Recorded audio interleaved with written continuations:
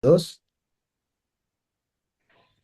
Buenas tardes, estamos en nuestra sesión 177 del Seminario Interinstitucional de Historia Económica, que en esta sesión estará moderada por la doctora Isabel Abella Alaminos, a quien en este momento le cederé la palabra para que nos conduzca en esta sesión. Gracias, doctora. Muchas gracias, Carlos. Bueno, pues les damos la bienvenida a esta sesión que se dedicará a discutir un avance de investigación titulado Vicios rentables, las rentas del tabaco y del aguardiente en el Nuevo Reino de Granada, 1779-1809, de la autoría de Johann Sebastián Torres Ubiza, del Instituto Mora y la UAM Iztapalapa. Para comentar este texto nos acompañan el día de hoy Joaquín Pinto Bernal de la Universidad del Tolima, Colombia, y James Torres Moreno de la Universidad de los Andes, Colombia. Em, Les recuerdo la dinámica de la sesión. En primera instancia le daré la palabra al autor del avance, quien tendrá 15 minutos para hablarnos sobre su texto y enseguida hablarán los dos comentaristas, cada quien tendrá 20 minutos para hacer sus recomendaciones, plantear dudas, críticas, etcétera. Y después de que que Sebastián reaccione a estos comentarios, abriremos el espacio para la participación del público que nos acompaña también en esta sesión. Sí, entonces antes de darle la palabra al ponente, me permito presentarlo. Es historiador y archivista por la Universidad Industrial de Santander, maestro y doctorando en Historia Moderna y Contemporánea en el Instituto de Investigaciones Dr. José María Luis Mora. Es miembro del Grupo de Investigaciones Históricas sobre el Estado Nacional Colombiano y colabora en el Seminario Permanente de Historia del Tabaco. Sus investigaciones se centran en la fiscalidad y el monopolio del tabaco en los dominios de la corona hispánica y las nuevas repúblicas americanas, con especial atención en las interacciones políticas, económicas y sociales que moldearon el cultivo, procesamiento y comercialización del tabaco en los siglos XVIII y XIX. Adelante, Johan. Bien, buenas tardes. Primero, pues saludarlos, agradecer a los coordinadores del seminario por el espacio y a Joaquín y a James por estar presentes y por la lectura que realizaron del texto y el esfuerzo, valga la pena decirlo, porque me enteré que hoy es festivo en Colombia y no estaba marcado en el calendario, entonces es un esfuerzo. eh, Bastante valioso, ¿no? Voy a compartir. Por favor, me dicen si se alcanza a ver.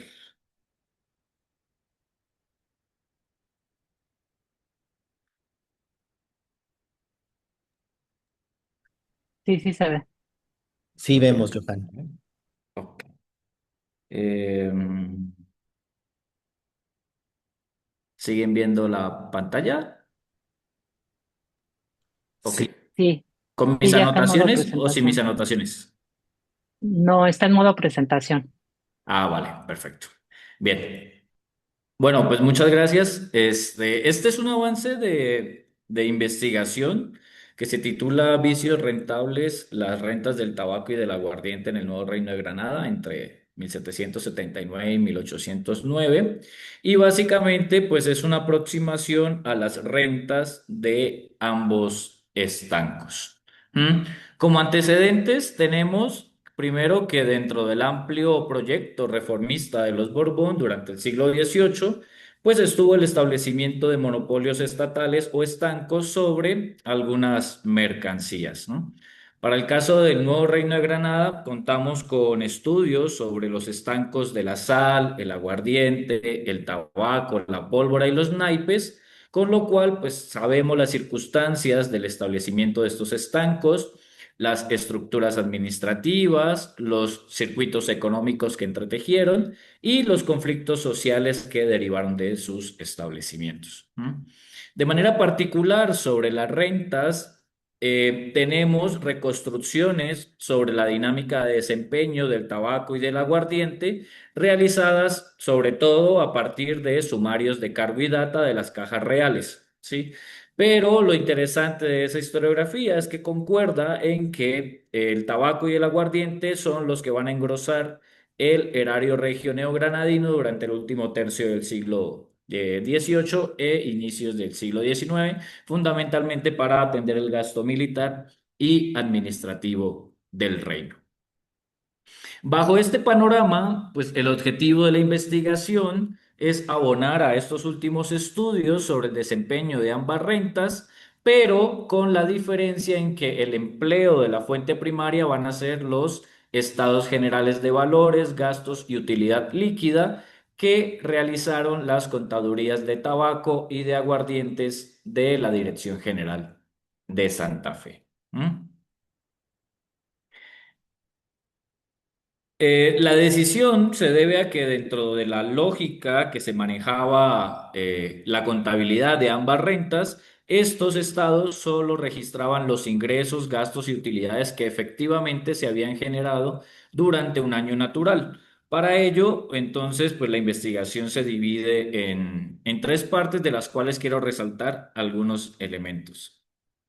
El primero se refiere que más allá de los establecimientos mismos, de los estancos, que como mencioné, pues tenemos una historiografía importante sobre el tema, me parece necesario resaltar que las territorialidades del tabaco y del aguardiente nunca llegaron a coincidir plenamente, si bien estaban gestionados sobre un mismo tribunal, porque las delimitaciones correspondieron a la localización de las materias primas, a las necesidades de distribución de los géneros y a la captación de los recursos fiscales. Allí, por ejemplo, tenemos una referencia del virrey Solís en la que ordenaba que las administraciones de aguardiente se ubicaran donde hubiese acceso a mieles, leña, agua y pues los demás elementos necesarios para el destilado. Con todo, tenemos que a partir de la reforma que realiza la visita Fresco Gutiérrez de Piñeres en su visita general al nuevo Reino de Granada, pues ambos estancos son reformados bajo una organización pues jerárquica en la que el territorio neogranadino se va a dividir en administraciones principales, las cuales van a tener por superior al Tribunal de la Dirección General de Santa Fe, que desde 1780 va a llamarse de rentas estancadas porque también incorpora los estancos de pólvora y naipes. Esta dirección general va a tener dos funciones principales. Una administrativa, en tanto va a centralizar el conocimiento y las resoluciones para la gestión de ambos estancos, y la segunda, de tipo contable, que es la que particularmente nos interesa en esta investigación. Dentro de la dirección general van a haber dos contadurías generales, una para tabacos y naipes y otra para aguardientes y pólvora. Que tengan contadurías propias estos estancos implica que el examen y el fenecimiento de las cuentas de las cuatro rentas era privativo del contador general y de la oficialía de cada contaduría. Con lo cual, a diferencia de otros ramos de la Real Hacienda, el juicio no se va a realizar en las cajas reales o en el Tribunal de Cuentas de Santa Fe. Por otro lado, tenemos las administraciones principales que van a ser al tiempo máxima autoridad regional de la renta y la principal delimitación geográfica para su operatividad. Teniendo también estas administraciones principales contadurías donde se realizaba el primer juicio de las cuentas. Entonces, para la primera década de 1800, por ejemplo, más o menos tenemos esta distribución, ¿sí? Para cada uno de los estanques y podemos ver en ellos pues, los polígonos que supondrían las administraciones principales y los alcances territoriales que cada una de ellas tenía. Bien, entonces, cada uno de los polígonos que vimos anteriormente son las administraciones principales. En la cabecera de cada una de ellas había una contaduría principal que era la primera instancia para el examen, el finiquito de las cuentas de las fábricas, expendedurías, almacenes, etcétera, que estuviesen dentro de esos departamentos. Cada año, cada contaduría principal debía realizar una integración documental para condensar una gran cantidad de papeles en instrumentos contables cada vez más sintéticos. En pantalla, por ejemplo, pueden ver la integración documental que realizaba la contaduría principal de Tabacos de Popayán, por ejemplo, que si se dan cuenta, pues recibe las cuentas de los almacenes, de la factoría de Candelaria, pero además de las otras 14 administraciones particulares que dependían de esta administración principal, con lo cual pues llega una cantidad impresionante de documentos como facturas, comprobantes, guías, diligencias, etcétera, todos aquellos que comprueban lo que cada empleado hizo con el tabaco y el dinero que recibió. Pues bien, recibida toda esta documentación, el contador principal de Popayán y sus tres oficiales revisaban estos documentos que concordaran con los valores registrados y al finalizar, como se puede ver, pues cada administración principal producía más tipos documentales, pero de tipo sintético, ¿no? Que condensaba todo lo de sus oficinas, como eran los libros mayores de cargo y data de tabacos y caudales y el mismo estado general que resumía a simple vista los grandes conceptos del cargo y la data de la administración en su conjunto. Entonces, por ejemplo, aquí tenemos el estado hecho para la Administración de Tabacos de Santa Fe para 1808, pero en el que se puede ver en la columna de la izquierda, ¿sí? Cada una de las oficinas de la administración principal, cuánto vendió, cuánto gastó en sueldos, en arrendamientos, pero es un resumen del cargo y de la data, de los caudales, con lo cual también se incluye cuánto dejó de cobrar, cuánto envió a la caja real, cuánto quedó de fin de año, etcétera.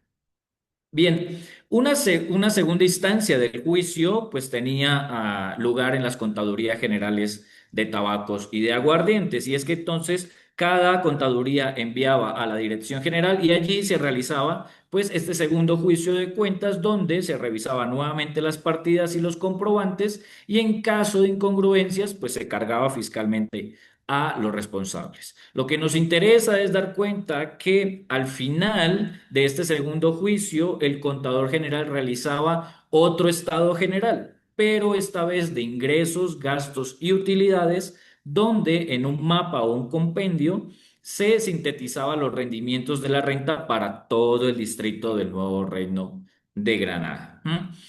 Aquí tenemos este estado general de valores, gastos y utilidades para la renta de aguardientes de 1789, donde pueden observar que ya se enlista es al por mayor las administraciones principales, ¿sí? Y ya no se refiere a cargos y a datas que incluían, como en el caso anterior, las existencias del año anterior, lo que quedó adeudándose, etcétera, sino se registra en sus columnas de manera fácil de entender los productos, los sueldos, los gastos, las cargas y el líquido sobrante de la renta de tabaco, de aguardiente, perdón. Entonces, estos tipos documentales son nuestro insumo para la investigación. Entonces, en la tercera parte se refiere propiamente a las rentas según estos estados generales. Pero antes quiero puntualizar sobre un asunto que me parece importante y es que a diferencia de otras rentas neogranadinas, que a lo mejor podemos atribuir sus cambios a una política de precios, con el tabaco y el aguardiente tenemos que, grosso modo, una estabilidad de precios para los años que trabajamos. Sí, esto lo he podido rastrear como una consecuencia directa de la revuelta de los comuneros, en tanto que después que Gutiérrez de Piñeres realiza un alza en los precios del tabaco y del aguardiente en respuesta a las reales órdenes que recibe para aumentar los dineros, los recursos del erario para atender la guerra, la guerra que libra con Gran Bretaña durante la guerra de independencia, ¿no? Las autoridades neogranadinas, para apaciguar los comuneros, pues revierten estos precios, este aumento de precios, ¿no? Después de 1781, tenemos que no hay un aumento general de precios importante que nos haga atribuir estos cambios en la dinámica a ese elemento. Entonces, por tanto, las variaciones van a responder básicamente a ajustes administrativos para incrementar las ventas y disminuir los costos de ambos estancos. Entonces, para el caso del tabaco, a primera vista, tenemos una tendencia general al crecimiento, si bien marcada por fluctuaciones anuales, pero que dista de lo que sugieren los cargos. Entonces, en azul está la utilidad líquida que registran los estados y en naranja lo que supondría ser los cargos de las cajas reales, ¿no? Que es la fuente tradicional con lo cual ha trabajado la historiografía. Para todo el conjunto de la renta en los años que tenemos, promedia anualmente 370.000 pesos de utilidad, ¿m? Y hay al menos tres momentos de la renta, ¿no? Uno, de una fase de expansión irregular caracterizada por la variación de los niveles de la utilidad asociados a la revuelta de los comuneros, que pues, desde su inicio hasta 1785. Luego, desde 1786 hacia los primeros años del siglo XIX, tenemos una dinámica de crecimiento gradual. Persisten las fluctuaciones, pero allí la renta ya va a generar entre 350 y 420.000 pesos, ¿sí? Y a toda, pues lo importante aquí es que difiere totalmente de este gran auge que plantean los cargos en la década de los 90, ¿no? Y un tercer momento que sería de 1805 a 1809, que se caracteriza por la aparición de los recaudos más altos, ¿no? 470.000 pesos anuales, que contrasta totalmente con esta caída pronunciada que nos plantea los cargos. Bien, si examinamos las utilidades por administración principal, vemos que las administraciones de Cartagena, Mompox y Medellín van a ser los núcleos principales generadores de recursos. Cartagena con unos 90.000 pesos anuales en promedio, Mompox y Medellín con unos 75.000 pesos anuales. Luego le siguen Panamá, Santa Fe y en menor medida Popayán. ¿Cómo se caracterizó entonces la dinámica de desempeño a partir de los estados generales? Y es que va a ser una renta entonces de crecimiento sostenido, va a ser eficiente en la medida en que va a generar 370.000 pesos anuales, como les decía, y con los cuales, pues con una serie de medidas administrativas como la ampliación de los puntos de expendio, el mayor control que suponía la creación de administraciones principales como la de Mompox y Medellín y el cierre de fábricas que va a reducir los gastos del estanco, pues va a haber una renta bastante creciente, ¿no? El eje de todas formas va a estar conectado y lo podemos conversar más adelante sobre Río Magdalena y la productividad misma de la factoría de La Habana. Voy a ir un poco más rápido. Para el caso del aguardiente, tenemos en cambio una trayectoria un tanto estable en la que los aguardientes generan un ingreso neto promedio a los 300.000 pesos, ¿no? 70.000 menos que el tabaco, ¿no? Los datos de igual forma disponibles nos permiten distinguir tres momentos. Uno entre 1780 y 1788 con un leve crecimiento, ¿no? Después de la reforma de Gutiérrez de Piñeres. Luego un momento de contracción que en todo caso resulta menos pronunciado al sugerido por los cargos, ¿sí? Y un tercer periodo que vendría siendo desde 1795 a 1800, en el que se observa pues una recuperación moderada. ¿Mm? Con el aguardiente tenemos que buena parte de la dinámica de la renta va a estar asociada, como nos lo explica Mora de Tovar, a la creciente introducción de licores españoles, tanto de manera legal como de contrabando, particularmente de Cataluña, que van a ser comercializados a precios inferiores al aguardiente producido en las reales fábricas neogranadinas, con lo cual pues se va a contraer en algunos momentos la producción local y las ventas de la renta. Bien, la desagregación regional nos muestra que para el caso de los aguardientes, nuevamente la administración principal de Cartagena va a ser la que mayor recursos genere, con un promedio de 78.000 pesos anuales, cerca de la tercera parte del ingreso neto, y luego le van a seguir Santa Fe y Mompox con 29 y 24.000 pesos respectivamente. Aquí lo que quiero que prestemos atención es a los arrendamientos, porque suponen cerca del 10 y el 18% del ingreso total, unos 43.000 pesos anuales, superando incluso algunos de los rendimientos de las administraciones de Honda o Cali, por ejemplo. Aquí con el aguardiente vemos que hay un modelo mixto de gestión donde se mezclan administraciones con arrendamientos que pues son importantes en términos cuantitativos. Entonces, ya para cerrar, a diferencia del tabaco, las utilidades de la renta del aguardiente fueron menores, con una tendencia al estancamiento. La región del Caribe es la dinamizadora, ¿sí? Con un centro de consumo amplio en Cartagena. Pero nuevamente, la importancia que tienen los arrendamientos, que ya me dirán si qué tan mal está ponerlos por acá, porque no tenía dónde más ponerlos, ¿no? Pero para dar cuenta de la importancia que tiene.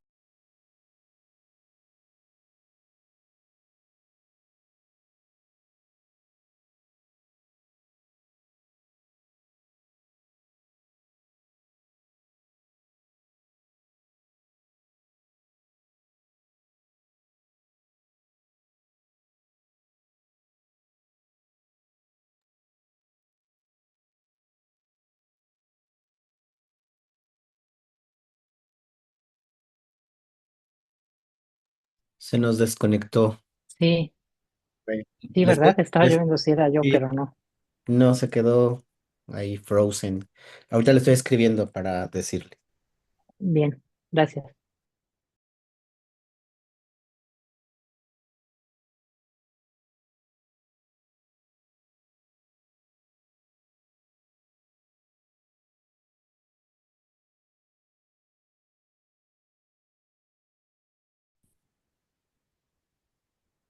Ok, entonces, dos conclusiones de momento hasta este punto de la investigación, ¿no? La primera es que la reconstrucción de las rentas de tabaco y el aguardiente a partir de estos estados generales, pues nos muestran trayectorias más estables de lo que suponen los cargos de las cajas reales, ¿no? Y por otra es que el análisis regional evidencia que los rendimientos de ambas rentas van a depender, ¿no? De las configuraciones territoriales propias de cada una de ellas y para el caso del tabaco, pues buena parte del recaudo se va a concentrar en las administraciones principales de Honda, Cartagena, Mompox y Medellín, conectadas a este circuito de la factoría de Ambalema. Y para el caso de los aguardientes, principalmente van a ser las administraciones principales de Cartagena, Santa Fe, Mompox, Cali y Medellín. Muchas gracias por la atención. Gracias, Johan, por la presentación tan sintética. Bueno, vamos a dar ahora paso a los comentarios. En primer lugar, le voy a dar la palabra al doctor José Joaquín Pinto Bernal de la Universidad del Tolima. Él es profesor de la Facultad de Ciencias Humanas y Artes de la Universidad del Tolima, doctor y magíster en Historia de la Universidad Nacional de Colombia y licenciado en Educación Básica con énfasis en Ciencias Sociales de la Universidad Distrital Francisco José de Caldas. Adelante, Joaquín. Bueno, pues, ¿sí me escuchan? Sí. Sí, Bueno, pues, muchas gracias por la invitación a comentar este texto de Johan, que, que ha sido un investigador que ha eh, ido evolucionando de una manera bastante positiva desde aquellas primeras épocas en las que lo conocí hace muchos años, no sé, hace 10 años o algo así. ¿No es cierto, Johan? Bueno. em, Primero, algunos comentarios sobre los aciertos que me parecen interesantes y algunas dudas que me suscita y que pueden generar la discusión en torno al trabajo de Johan, eh, más con un énfasis como de que Johan nos dé su perspectiva respecto a sus problemas. Primero que todo, pues el título no me gustó mucho porque qué visión no es rentable, Johan. Lo más rentable en el mundo, lo más humano y rentable en el mundo son los vicios, ¿no? Bueno, aciertos creo que Johan ha logrado, y esto me parece, ay, un momento pongo el reloj, ha logrado de una manera bastante completa hacer una mirada de las dos rentas más importantes, al menos en términos de lo que fueron los monopolios durante esa segunda mitad del siglo XVIII, que fue el aguardiente y el tabaco. Regularmente lo que nosotros habíamos hecho era, o lo que la historiografía había hecho, y algunos habíamos intentado, era ver por un lado el tabaco y ver por el otro lado el aguardiente, pero regularmente no se había, no, yo que conozca, no hay estudios muy específicos sobre las dos rentas. Y me parece que es importante porque de hecho el espíritu de la reforma estuvo aparejado en las dos, ¿no? O sea, no fue algo que se hizo primero una, después la otra, sino que estuvieron al unísono, por lo menos al unísono. Cuando uno revisa los documentos de Gutiérrez de Piñeres, el tipo está trabajando en los dos frentes. Está trabajando tanto en la reforma de la renta de aguardiente como en la renta de tabaco. Entonces creo que eso es un muy buen acierto por parte de Johan.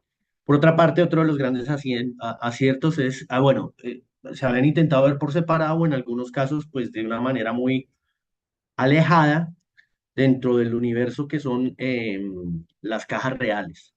Y por otra parte, creo que también otro de los aciertos muy importante es el uso que hace Johan, sobre todo a la contabilidad propia de las rentas y sobre todo a los estados generales, que nos dan información mucho más clara, mucho más específica respecto a lo que nos pueden otorgar la información de las cajas reales.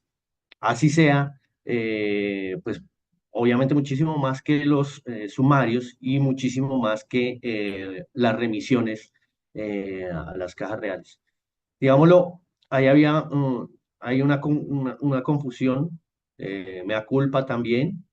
Regularmente, pues, por lo menos el trabajo que yo hice es que hasta ahora, hasta hace poco se ha podido conceptualizar eso, gracias al trabajo de Ernest, se había trabajado sobre cuentas ordenadas, más no son sumarios de cuentas ordenadas, al menos yo lo había hecho, o sea, de cuentas que ya pasaban por el Tribunal Mayor de Cuentas, que ya habían sido revisadas y es efectivamente lo que se registraba en la caja. Pero sin embargo, pues Johan aquí nos da otra mirada, otra perspectiva que me parece muy interesante y se puede, genera un marco de discusión bastante interesante. Otra cosa muy importante que me parece el trabajo de Johan es, y creo que ha sido una constante en sus trabajos, es el uso de la geografía para poder tener una comprensión de cómo se organizaron las rentas. Eso es muy importante, no solamente porque no solamente es una forma de ilustrar, ¿no? Sino porque la geografía en sí misma, entendiendo esta como desde la perspectiva de conceptos como territorio, más que espacio, nos permite ver, que la geografía sea no solamente un método para describir lo que está sucediendo, sino también para lograr su explicación. Entonces, ahí yo empezaría con mis preguntas, Johan. O sea, es decir, yo entiendo que hay dos ejes de comunicación muy importantes en Colombia, que pues, son el Cauca y el Magdalena. ¿Qué pasa con esa vertiente del Cauca y las rentas estancadas? Porque veo tanto en,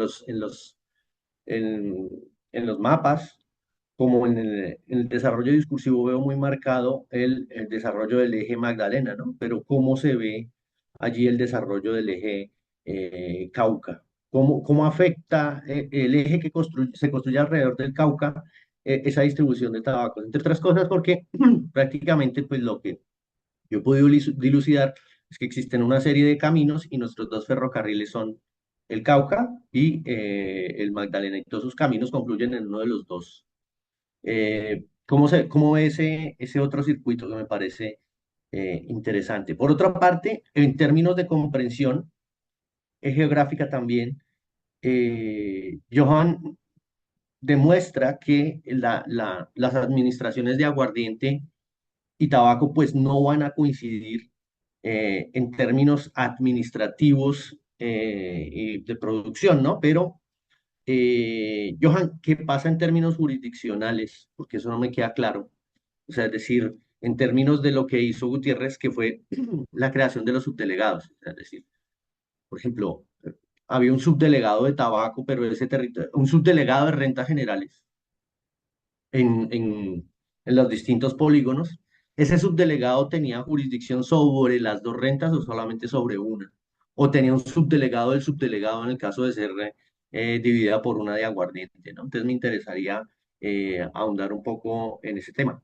Me parece muy interesante porque también tiene que ver con cómo se va organizando la superintendencia de Real Hacienda. Entonces, ¿qué pasa con las subdelegaciones en ese entorno regional? Entonces, coinciden las subdelegaciones con la estructura de las administraciones, entonces habría en un territorio al mismo tiempo un subdelegado de aguardientes y un subdelegado de tabaco, o solamente un subdelegado de rentas generales, que es la primera pregunta. Bueno, aparte la del Cauca. Otra duda,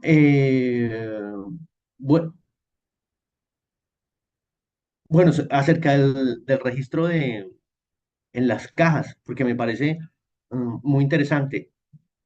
Uno esperaría que en las cajas se registre más cargo que el producto líquido de la renta, ¿no? O sea, es decir, que uno esperaría eso, o yo esperaría eso, pero no que se registre menos.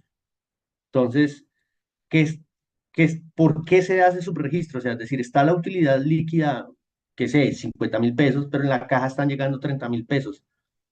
Johan, ¿qué pasa ahí en la mitad? O sea, ¿qué está pasando con esos 20.000 pesos que no se registran en la caja? Mm, me parece algo problemático, pero aquí viene otra cosa que es importante y que fortalece el estudio, y es el papel que tiene la superintendencia. No sé, se me ocurre, lo único que se me ocurre, que es que lo que no está llegando a la caja es producto de que se están generando desde la propia administración una serie de gastos con base en el producto líquido que están autorizados por la superintendencia. Pero bueno, eso es un camello pues tenaz, porque tocaría cruzar los gastos que está autorizando de manera extraordinaria la superintendencia en cada una de las administraciones.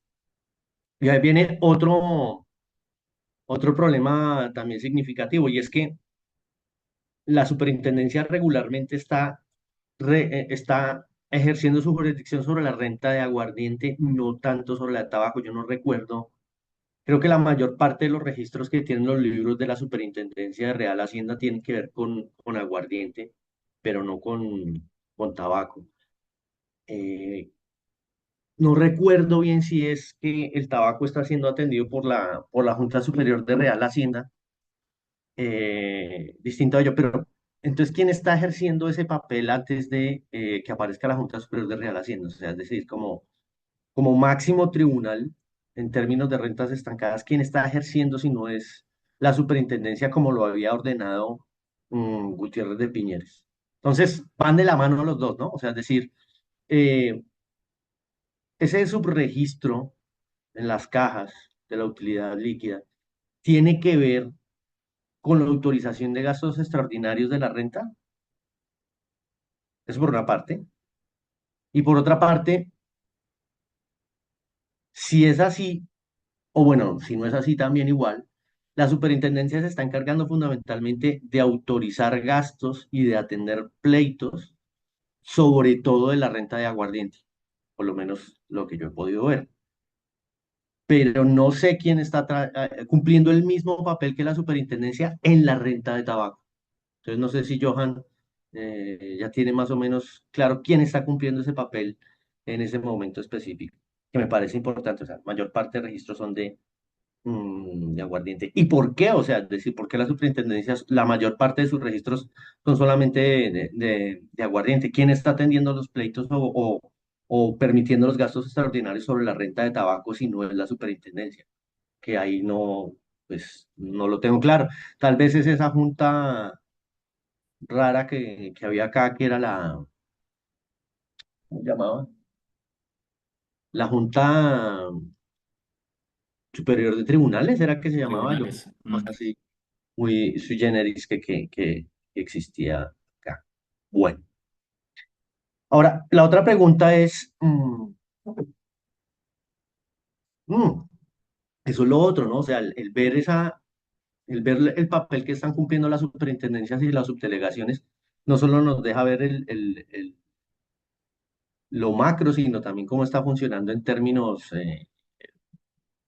coyunturales, ¿no? ¿Cómo funciona en términos de carne y hueso la renta, ¿no? Entonces, no solamente cómo funciona en términos de que el manejo de la contabilidad y demás, sino también cómo funciona en términos reales, pues en el diario, cómo persiguen a un defraudador, cómo ejercen el contrabando, etcétera. Sería muy interesante de pronto dedicarle un pedacito a eso. Y por último, Johan, ¿hasta qué punto siempre detrás de la construcción de la contabilidad está un manual, ¿no? O sea, es decir, que les dice a los administradores cómo tienen que hacer su tarea? Yo el único que conozco, o los únicos que conozco son los que también hizo Gutiérrez de Piñeres sobre cómo debían llevar las cuentas de aguardiente y de tabaco. Sí, existen las dos. Entonces, eh, antes, porque veo que los estados se están construyendo desde antes.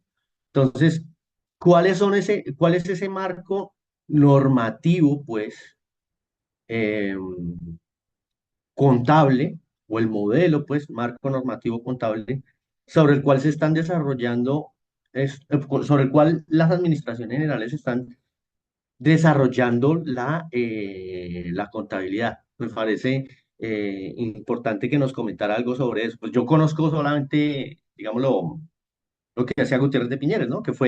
Hizo, por lo menos yo he visto en los fondos de la Biblioteca Nacional una o dos instrucciones sobre cómo se deben llevar las cuentas, ¿no? Y si hasta qué punto eso fue cumplido, o si Johan ha podido verlo, o hasta qué punto, porque eso era otro problema, hasta qué punto los mismos administradores llegaron mm, a manifestar resistencia frente a la posibilidad de aplicar este tipo de contabilidades. Y lo digo porque, bueno, y volviendo al caso de las subdelegaciones, me parece muy importante porque a la final, sí, eso nunca va a coincidir y distintas personas están ejerciendo la subdelegación. Y en 1804, 5, 6, cuando dicen que los subdelegados asuman el papel de los intendentes para el gobierno de las rentas, pues como que genera una división administrativa más cercana al modelo del aguardiente, ¿no? Entonces sería eso, o sea, es decir, si estamos hablando que las funciones de los intendentes las van a ocupar desde 1806, estos subdelegados, esas subdelegaciones esas funciones estarían establecidas desde la organización territorial del aguardiente, lo cual me parece pues muy importante, ¿no? Porque va a ser la base sobre la cual se va a construir la organización territorial eh, del Estado a partir de 1824, ¿no? O sea, el modelo va a ser indudablemente el modelo de departamentos y de intendencias, pero esas intendencias creo que van a seguir más ese modelo de la renta perdón, de subdelegaciones por la renta de aguardiente. Entonces, yo dejaría por ahí, Johan, y me parece muy interesante el texto. De hecho, ya de por sí es un gran aporte porque, pues, por primera vez sabemos cuáles son las utilidades líquidas de los estancos. Y no solamente sabemos la utilidad líquida, sino su distribución en el territorio y obviamente de los dos, ¿no? O sea, es decir, no es una mirada solamente a uno, sino de los dos, que comparten no solamente la condición de ser monopolio, sino una eh, forma de organización y más que una forma de organización, una forma de gobierno entre las dos rentas que no fue pensada de manera, eh, de manera, eh, ah, demonios, de manera separada, ¿no? Y bueno, bueno, lo otro que se me ocurría era, obviamente, Johan, ese subregistro también, casi se me olvida, el subregistro puede ser por los gastos extraordinarios, esa es mi pregunta, que se pueden autorizar, o el subregistro puede ser también producto de que la mayoría de los que hemos reconstruido cajas reales, pues hemos incluido solamente las cajas reales principales y no nos hemos puesto a trabajar con las subalternas, ¿no? Entonces yo dejo por ahí y muchas gracias, Johan, y felicitaciones. Gracias, Joaquín. Muchas gracias, Se sonó doctor la Pinto, chicha. por sus comentarios. Vamos a dar la palabra al segundo comentarista, el doctor James Vladimir Torres Moreno, Él es historiador de la Universidad Nacional de Colombia, donde además es miembro del Grupo de Investigación en Historia Económica y Social. Ha sido investigador del Instituto Colombiano de Antropología e Historia en el marco de las becas de investigación en Historia Colonial en 2009 y 2010. Adelante, James. Vale, muchas gracias y muchas gracias a los organizadores y a Johan por invitarme a comentar ese texto. Ya, pues yo con Johan he hablado varias ocasiones.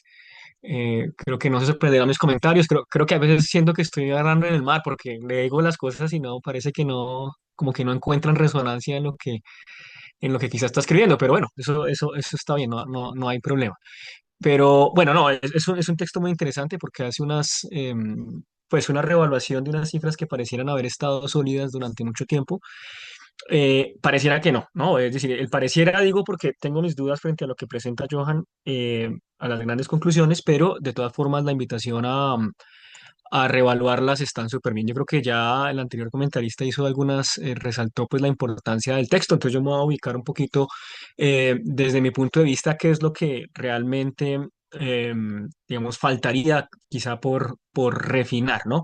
Entonces, yo sí creo que es una fuente bastante valiosa la que ha utilizado Johan para entender o para calibrar, digamos, de una manera más precisa las utilidades de estas rentas y me parece pues muy valioso, sobre todo la primera parte de ese análisis institucional de filigrana que hace sobre pues la evolución contable de ambas administraciones. Em, Ahora, digamos, esa obsesión contable que es importante, quizá le hace perder, digamos, la dimensión fiscal y económica a las cifras, porque, pues, es decir, constantemente Johan nos está diciendo en el paper que es efectivamente la organización la que mueve efectivamente el ingreso fiscal de estas administraciones. Pero entonces, claro, hace algunas salvedades de que también es el consumo, que también es pues, el sector real de la economía, pero pues entonces la pregunta es, bueno, ¿qué pasa con esas variables? Creo que usted lo ha dicho, el precio quizá no es la variable que está moviendo el recaudo, pero entonces, ¿qué es? ¿No? Digamos, esa sería la gran pregunta que yo me hago, es decir, si solamente es una cuestión de reorganización administrativa o si realmente hay algo que está jalonando pues las cifras que usted está encontrando en los libros de cuentas, ¿no? Digamos, esa es una cuestión que valdría la pena seguir pensando, sobre todo porque pues con los nuevos datos, a ver, en el caso de la renta de aguardiente me parece que no hay gran, digamos, diferencia. Es decir, creo que en eso hay que ser sinceros. Es decir, digamos, frente a lo que hay y lo que su merced ha encontrado, pues realmente no hay gran diferencia. En el caso del tabaco pareciera que sí, pero pareciera que sí, lo digo entre comillas, porque lo que uno observa es que realmente la gran diferencia entre el recaudo de cargo que usted está analizando y lo que usted encuentra está entre 1795 y 1805.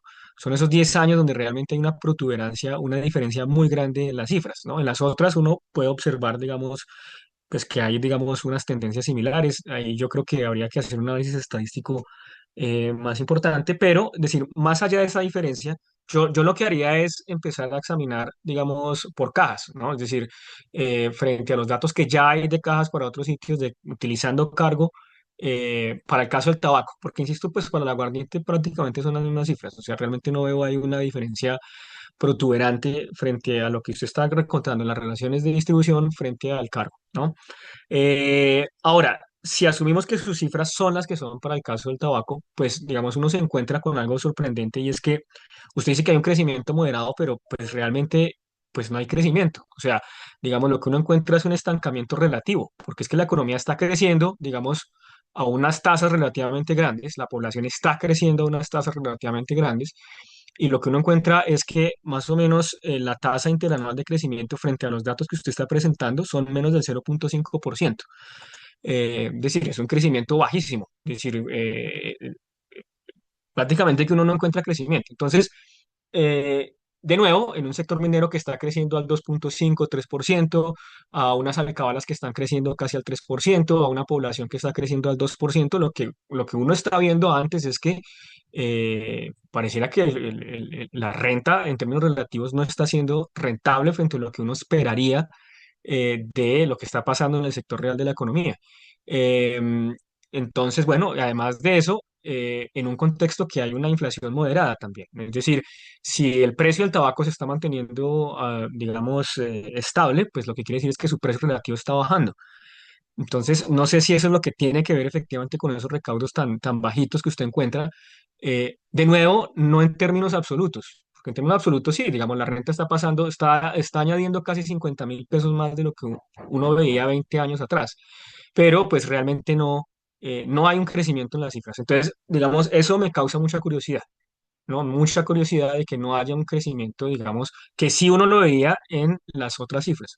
Entonces, de nuevo, pues eso valdría la pena tenerlo ahí en cuenta porque, pues, decir, al menos desde mi ojo de más historiador económico, más que historiador fiscal, a mí me generan mucho ruido esas cifras, ¿no? Es decir, que la renta que se consideraba la joya de la corona, pues no esté creciendo frente a lo que uno esperaría que creciera, digamos, en el contexto, digamos, de fines del siglo XVIII.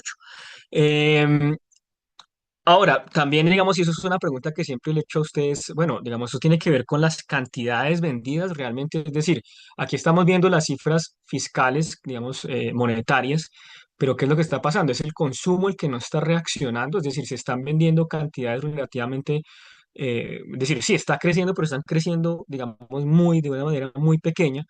Eh, por ejemplo, mire, hay cosas que valdría la pena pensar. El consumo de otros bienes medidos por alcabala, o sea, ya consumo, o sea, número de cargas, mulas, ¿no? Está creciendo de una manera impresionante. Por ejemplo, el consumo del cacao casi 4 o 5% al año. Es de nuevo en cargas, no en dinero, no en contabilidad, sino en cargas, en mulas que están llegando a las ciudades. ¿Qué está pasando, digamos, con la renta del tabaco? ¿No? Es decir, porque, digamos, de nuevo, me causa mucha curiosidad esa cuestión. Ahora, yendo al aguardiente, también la explicación estándar de su paupérrimo desempeño, pues pareciera, digamos, con las cifras que usted está presentando, digamos, ya desgranadas, que la explicación de la competencia del aguardiente catalán, pues pareciera que no es, porque, es decir, realmente las dos cajas que están jalonando el recaudo por aguardiente son Mompox y Cartagena, que son las que en principio uno pensaría que están más expuestas a la competencia internacional. Es decir, pareciera que no es la competencia internacional y yo tengo mis dudas de eso porque, es decir, realmente, es decir, el aguardiente catalán y el aguardiente local sí eran bienes sustitutos o más bien complementarios, digamos, en la curva de ingresos. Es decir, uno pensaría que fuera lo segundo.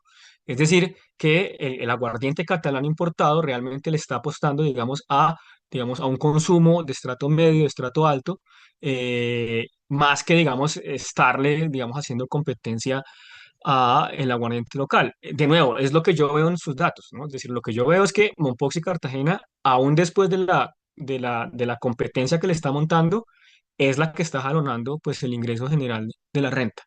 Si fuera lo que dice Gilma y lo que dice usted en cierto sentido, pues uno esperaría que el colapso, digamos, un colapso, pues, digamos, del ingreso en ambas administraciones, que no está sucediendo. Entonces yo creo que, digamos, quizá la respuesta puede estar en otro lado. No sé cuál es, digamos, yo pensaría que valdría la pena reflexionar sobre eso, ¿no? Es decir, digamos, hasta qué punto la explicación estándar, pues efectivamente están efectivamente jalonando esta cuestión. Yo vuelvo, insisto, creo que es un texto muy interesante. Me hubiera gustado ver más, pues digamos, lo de siempre, es decir, estas cifras qué significan. Por ejemplo, ya tenemos, entonces, suponiendo las cifras de Torres Huiza son estas, bueno, ¿eso qué significa? Si es, digamos, un crecimiento de la renta, no es un crecimiento frente, por ejemplo, al flujo general del virreinato.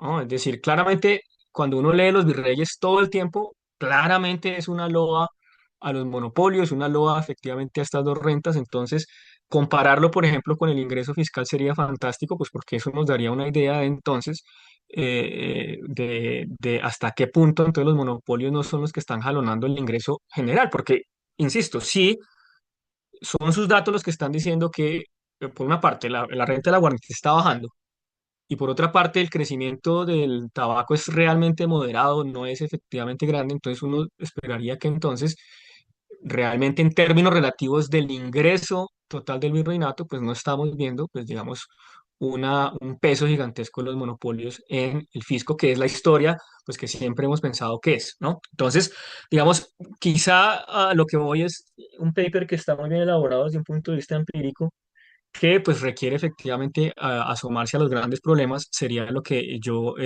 sugeriría, ¿no? Que son sugerencias, obviamente, pues para tomar siempre con beneficio de inventario. Y finalmente, yo pues digamos vuelvo a una recomendación desde ese punto de vista empírico y es pues hacer comparaciones, digamos, con recaudos a nivel de rentas regionales. Es decir, si realmente el problema está en efectivamente en los cargos y datas o en los cargos y datas generales, me refiero, sino realmente a nivel regional, ¿no? Entonces, esos son mis comentarios. Vuelvo, insisto, digamos, por ejemplo, hay una dimensión financiera muy interesante. Usted nombra pues la cuestión del oro en polvo, el cambio, digamos, de contabilización en Medellín, entonces vale la pena seguir insistiendo en esos temas, ¿listo? Bueno, muchas gracias ya. Muchas gracias, Gracias, James. James, por los comentarios. Bueno, creo que ambos hicieron comentarios muy puntuales y que dan pie a una buena discusión. Entonces, le devuelvo la palabra a Johan para reaccionar ante estas observaciones y ya después abrimos el espacio a preguntas del público. Adelante, Johan. Bien, pues agradecer nuevamente a Joaquín y a James por los comentarios. Quise someter el texto justamente al seminario en la medida de poder recibir todos aquellos comentarios que me permitan sacarlo, y era de pronto hacia donde apuntaba este James, sacarlo del diálogo únicamente entre los estancos, ¿no? Allí el reto, pues efectivamente es empezar a hacer entonces comparaciones, ¿no? Con respecto a otros ramos de ingreso de la Real Hacienda, ¿no? Que me parece importante. Em, Sin embargo, pues sí, digamos, la intención primigenia del texto era como hacer un análisis de conjunto de los dos estancos, ¿sí? Que era un poco lo que resaltaba Joaquín. Ya lo he intentado hacer analizando el Tribunal de la Dirección General de Rentas Estancadas y ahora pues viendo propiamente los números, ¿no? Porque efectivamente pues son reformas a ambos ramos que se hacen dentro de la visita general, y Gutiérrez de Piñeres sí está muy interesado en que las dos rentas funcionen incluso de manera conjunta, y es allí pues donde Joaquín pregunta sobre los jueces subdelegados, en la medida en que si bien no van a coincidir las administraciones en términos geográficos o económicos, sí va a hacerlo a partir de los términos jurisdiccionales contenciosos, en la medida en que pues van a existir jueces subdelegados de rentas estancadas. Joaquín preguntaba, pues con Gutiérrez de Piñeres se van a acabar inclusive los jueces conservadores, aun cuando se mantengan los arrendamientos, porque de manera independiente, si está de manera administrada o gestionada por arriendo, todas las causas las va a tratar los jueces subdelegados de rentas estancadas. ¿M?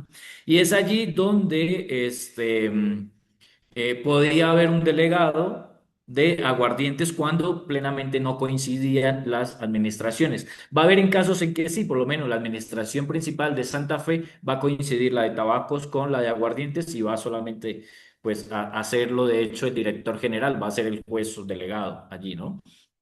Y el informe que conocemos de Carlos de Espada de 1806, creo que es, que donde nos dice quién es quién y quién está haciendo la jurisdicción en cada una de las demarcaciones y demás. Este, mm, con los mapas queda claro que pues sí, el eje de comunicación y el vertiente de Magdalena va a ser fundamental. Pero con el del Cauca, ahí sí también lo estoy pensando porque parece que está aislado. No hay en términos de recaudo como una integración importante, aun cuando sean las tierras de oro y demás, en términos fiscales de recaudo, ¿no? Para el caso del tabaco, lo que tenemos y la forma en la que podría yo explicarlo es porque hay muchas siembras clandestinas allí. Y aun cuando se tase en oro y dependiendo en precios crecientes de la distancia que recorra el tabaco, no sé, la cantidad, el volumen que se vende no alcanza a ser suficiente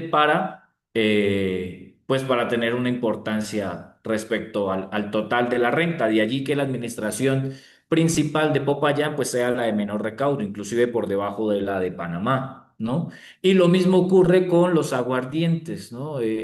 Supongo, y es ahí también un poco ligado a lo que preguntaba James, es que buena parte de las explicaciones que yo acojo del aguardiente es de lo que nos ha ofrecido Gilma Mora de Tovar, ¿no?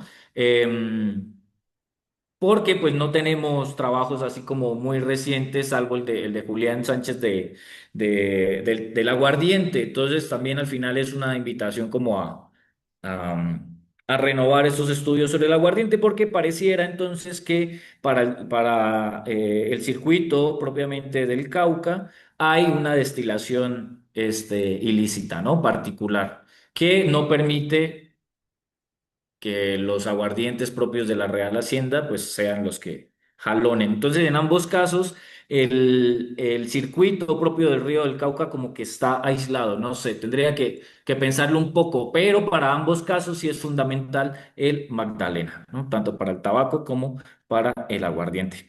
Sobre el subregistro de la caja, de las cajas, pues el papel que tiene la superintendencia es fundamental porque efectivamente, Joaquín, lo que se está haciendo es librando directamente desde las tesorerías de las administraciones principales o incluso de las particulares. Y por ejemplo, eso lo he encontrado con la financiación de las familias que sacan de ahí de la región comunera hacia el Darién. Entonces la superintendencia está ordenando no que libre la administración de Santa Fe, sino la particular de Puente Real y del Socorro, por ejemplo, ¿sí?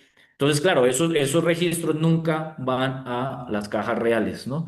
Tendríamos que examinar propiamente allí porque también tengo la duda que usted planteaba en la medida en que los archivos, este anexo tercero que está ahí, la superintendencia y las resoluciones, la mayoría está volcada para el caso de los aguardientes. Yo tengo por hipótesis es que tenía mayor participación la superintendencia en los aguardientes en la medida en que tenía que financiar como construcciones más caras, ¿no? El construir o renovar fábricas, el invertir en alambiques, eso hacía procesos que directamente los tenían que decidir el virrey, ¿no? Y luego la Junta Superior de Real Hacienda. En cambio, con el tabaco, en la medida en que todas las actividades económicas, la producción, elaboración, distribución, están estancadas, pues digamos que era un proceso en el cual estaba un poco más controlado. Esa es mi hipótesis del por qué la superintendencia en los archivos se ve más trabajo por parte para el aguardiente, ¿no? Y bueno, y la construcción de la contabilidad, no lo mencioné en el texto, pero lo voy a incluir. Básicamente, pues son las instrucciones generales que hace Tomás Ortiz de Landazuri, ¿no? De la del 66 y la del 67, de cómo hacer los libros de cargo y data y los demás instrumentos contables, porque esta es a partir de la cual Gutiérrez de Piñeres va a basarse para las instrucciones que conocemos muy bien sobre tabacos y aguardientes, donde se le dice a los contadores principales y contadores generales qué es lo que tienen que hacer en términos contables, ¿no? Con James he discutido varias ocasiones y le he escuchado varias de sus sugerencias respecto a los términos cuantitativos, ¿no? La dimensión fiscal y contable de estas cifras, ¿no? Y claro, y es una deuda pendiente que tengo en la medida en que no lo he podido sacar en otra perspectiva que no sea propiamente de los monopolios. Coincido en que para el caso de los aguardientes, Las diferencias son mínimas, pero al fin y al cabo son diferencias que valdría la pena mencionar, así fuesen 50.000 pesos o menos, ¿no? Pero efectivamente lo que se ve el cambio fundamental es en los tabacos, ¿no? Pero claro, esta diferencia está concentrada en la década de 1790 y 1800. Ahí habría que volver a los libros. Ya no estos instrumentos sintéticos, sino a los libros propiamente, incluso los manuales para ver efectivamente qué es lo que está sucediendo. James lo llamó estancamiento relativo, yo lo llamo crecimiento moderado. Esto, la solución podría estar en contrastarlo con otros ramos de la Real Hacienda para ver efectivamente qué tan estancado, qué tanto crecimiento está ocurriendo, pero creo que es fundamental que la estabilidad de precios va a condicionar el posible crecimiento o en los términos o en las magnitudes que de pronto pensaríamos que pudiese ocurrir, fundamentalmente porque para el caso de los tabacos, por ejemplo, los precios de compra van a aumentar durante esas 3 décadas. También los precios de los cueros con los cuales se va a empaquetar el tabaco, también los costos mismos de transporte, pero son costos que no se van a trasladar al consumidor, ¿no? Sino que la renta los va a asumir. ¿Y cómo va a intentar contrastarlos? Cerrando fábricas, uniendo los resguardos, disminuyendo costos de administración, inclusive eliminando la misma figura del director general de rentas estancadas y dejando solamente las contadurías. Creo, y valdría la pena entonces desarrollar más la idea misma del peso que tiene la revuelta comunera, porque es fundamental para evitar nuevos alzamientos que se asuman estos costos, que en términos, pues así como económicos no tendría mucho sentido, pero en términos fiscales y del orden jurisdiccional en el que nos encontramos, pues el costo político que implicaba aumentar estos precios de venta, pues darían una explicación, ¿no? Acojo y la anoté de una vez la sugerencia de medir los consumos y creo que se puede hacer también midiéndolo a partir de los manojos. Es un ejercicio que ya realicé para una administración principal, la de Santa Fe, pero intentaré de pronto hacerla también para el conjunto de la renta, porque claro, ahí podríamos ver efectivamente qué es lo que está jalonando el aumento, así sea poco, de la utilidad, si son este abaratamiento de costos o efectivamente es un crecimiento de las ventas. Y eso lo podríamos revisar a partir de cuántos manojos se están vendiendo, al menos por unas administraciones principales. Las dudas respecto a la competencia internacional del aguardiente, insisto, no me he acercado mucho al aguardiente, acojo las ideas de Mora de Tobar. También al momento de ponerlo en las gráficas me di cuenta que pues, sí, Cartagena y Monpós están jalonando eso. Y no tendría mucho sentido en la medida en que allí se supone que es donde circula y se consume ese tabaco, perdón, ese aguardiente importado, ¿no? Ir a los libros nuevamente, a los libros del estanco del aguardiente, que confieso no me he acercado tanto como a los del tabaco. Y finalmente, pues sí, estos números solo tienen sentido en la medida en que se pongan en comparativa con el general del virreinato. Y bueno, y Joaquín ha identificado algunos de estos estados generales para todo el virreinato. Entonces valdría la pena también hacer un ejercicio ahí comparativo. Y pues ese es el reto ahora, ¿no? De pasar estos números, no solamente dejándolo para los estancos propiamente, sino en comparativa para el ingreso total del virreinato. ¿Mm? Al final, pues el texto, y ya para concluir, es uno que avanzo, digamos, de mis tiempos libres.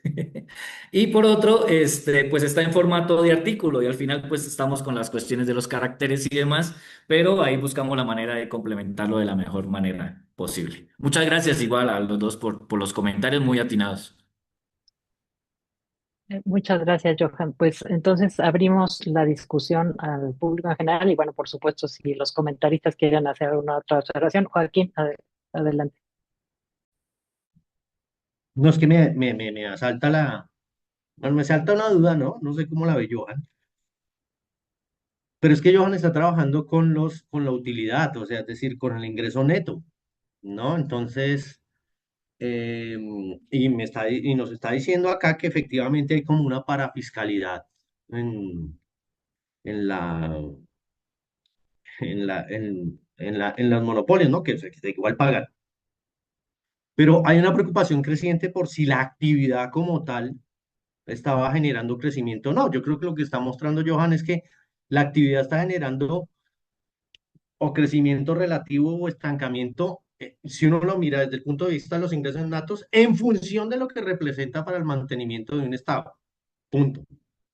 Pero si lo quiere, si la cosa sí es, si está creciendo o no está creciendo en términos de una actividad productiva, pues no debería utilizar los ingresos netos, sino los brutos, ¿no? O sea, es decir, una cosa es, o sea, es decir, si yo creo que los ingresos netos nos sirven para ver si la renta está creciendo en términos de su peso relativo respecto a lo que significa en el sostenimiento del Estado, pero si lo que quiere ver es otra cosa que es las actividades económicas, Johan, entonces ahí sí le toca o con la producción física o con los ingresos brutos, ¿no? O sea, ahí estoy como perdido, estamos comparando peras con manzanas, veo yo. Ujú.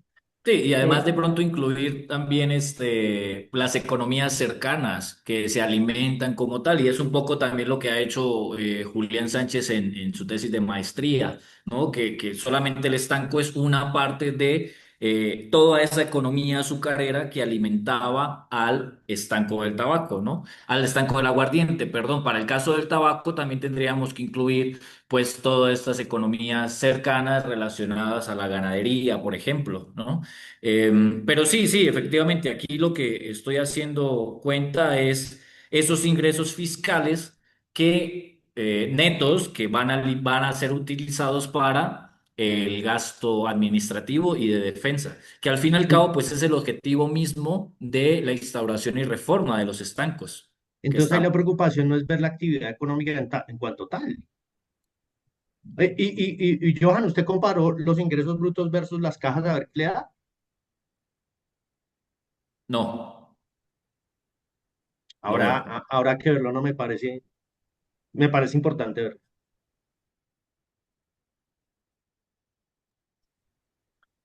bien, Ya, ya. ya, sí, bueno, no sé si alguien más tenga algún comentario, pregunta, pueden levantar su mano o poner la pregunta o el comentario en el chat.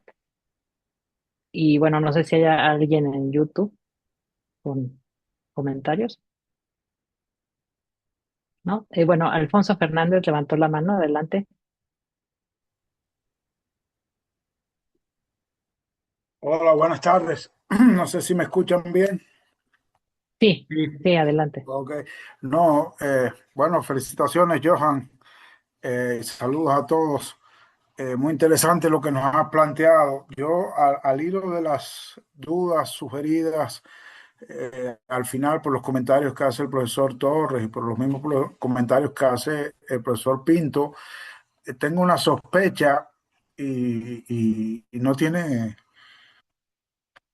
digamos, ningún fundamento salvo la lectura y el conocimiento que yo tengo del trabajo de Sergio Solano de las Aguas, que ha trabajado Cartagena en la fase final, digamos, del siglo XVIII y coincide con un periodo de crecimiento impresionante, digamos así, económico y de empoderamiento, que es lo que él realmente le preocupa de los sectores de negros y mulatos asociados a todas las demandas que tiene, digamos así, la flota, la maestranza de marina, la maestranza de artillería, el crecimiento de la fortaleza.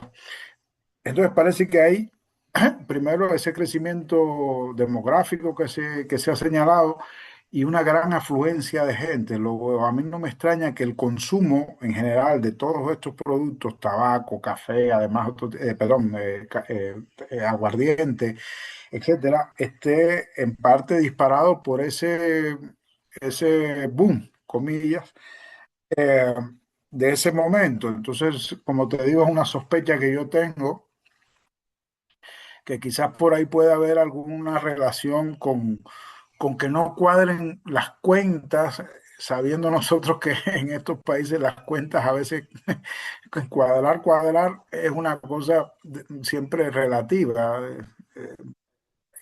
digámoslo así, o sea, como que un poco siempre hay un punto como de que las cosas no siempre están claras.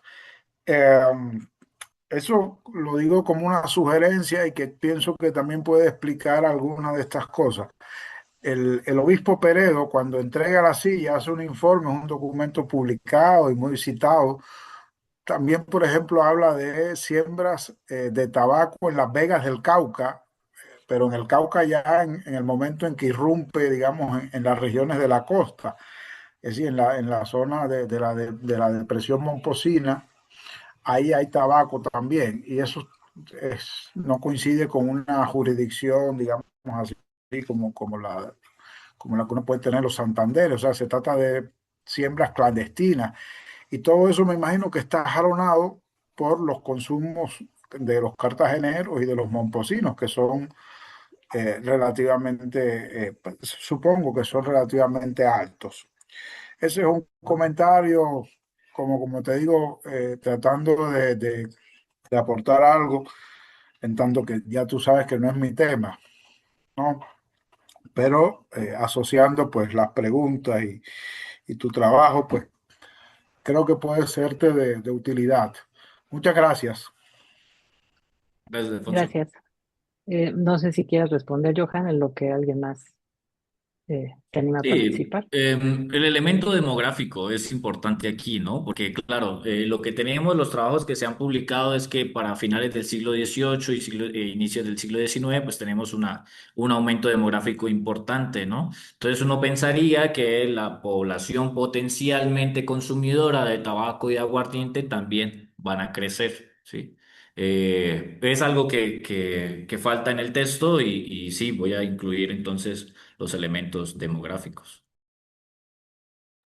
Bien. No sé si hay algún otro comentario, ¿no?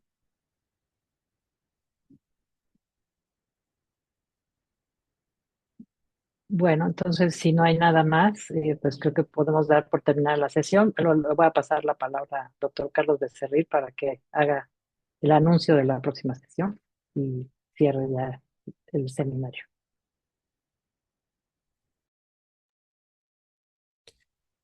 Muchas gracias. Hará el anuncio mi colega Elena Quintanar.